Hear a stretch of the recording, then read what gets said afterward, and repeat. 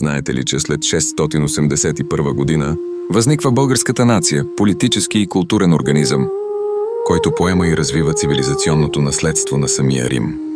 И не от едно племе или една кръв, а от една среща, една сделка, един гениален ход на Аспарух. Балканите преди 1300 години са земя с хилядолетна памет. Тракийски корен, римски градове, християнски общности. Това е цивилизация, не пустиня.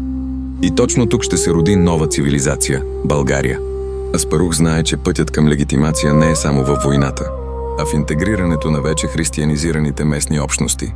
И синтезът започва. Теофан пише: българите преминаха Дунава, мнозина склавини се присъединиха, народите в Мизия бяха подчинени. Това не е преселение, това е конструкция. Аспарух обединява три сили. Местният балкански корен, култура, земя и традиция. Склавините, многобройни, но без единен модел. Прабългарския елит, дисциплина и държавност. И от това не идва хаос. Получава се народ. Днес ДНК-то го потвърждава. Балкански фундамент, прабългарска сила и северен военен принос. Това е България, това е нашият синтез. И това е причината да оцелеем там, където цели империи са изчезнали.